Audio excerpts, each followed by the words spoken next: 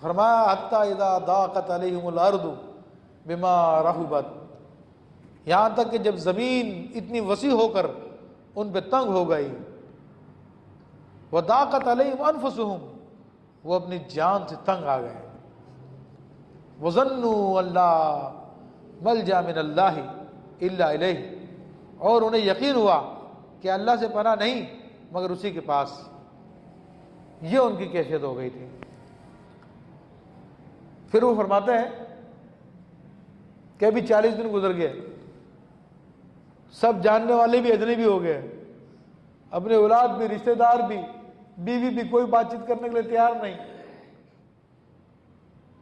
رسول اللہ صلی اللہ علیہ وسلم نے ایک اور حکم دیا کہ ان سے کوئی بیوی سے بستر الگ کر لے، تینوں کے لیے حکم دے دیا کہ یہ اور سختی آ گئی۔ تو حضرت ہلال جو کہ بوڑھے تھے، ان کی بیوی آئی کہ یا رسول اللہ صلی اللہ علیہ وسلم، وہ تو ان کو تو حاجت ہے ان کی خدمت کرنے کی، ان کو کھانا پینا دینا اور یہ وہ سارے معاملات کرنا کوئی بھی نہیں جو ان کی کر سکے، وہ تو بوڑھے آدمی ہیں۔ تو آپ نے فرمایا ٹھیک ہے، رشتہ ازدواجی کام نہ کرنا، ویسے خدمت کر دینا، لیکن بات چیت نہیں ہوگی۔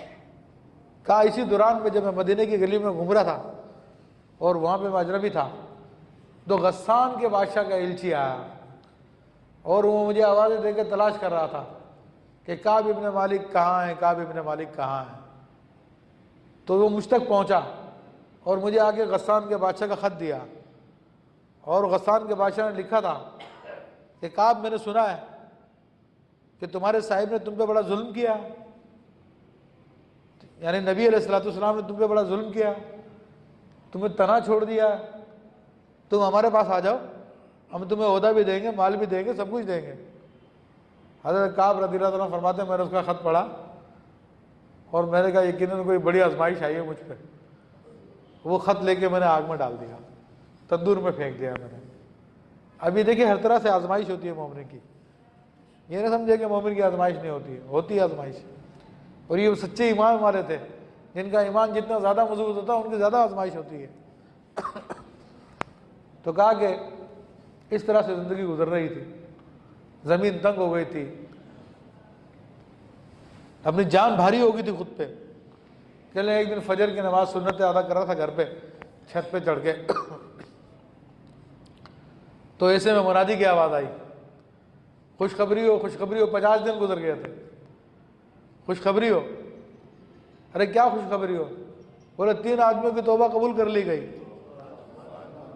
حضرت کعب کہتے ہیں تو میں تو خوشی سے میرا جو حال ہوا میں بیان نہیں کر سکتا۔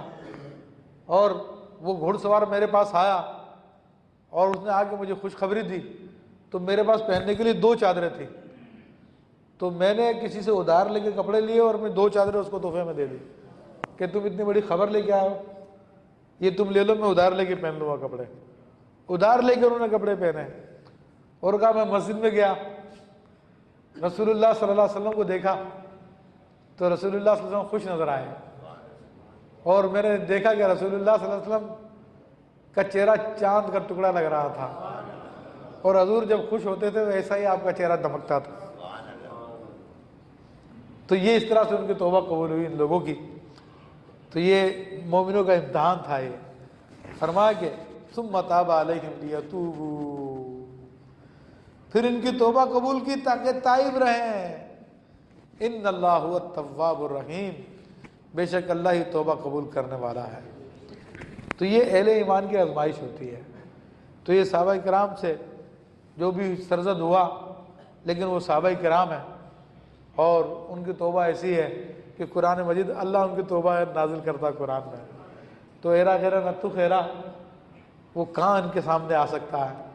تو ایرا غیرہ نتو خیرہ دور کی بات ہے۔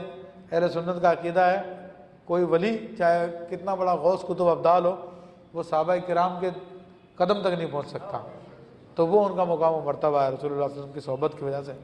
تو اللہ تبارک و تعالیٰ ہمیں ان کے نقش قدم پہ چلنے کی توفیق عطا فرمائے، آمین بجاہ النبی الامین۔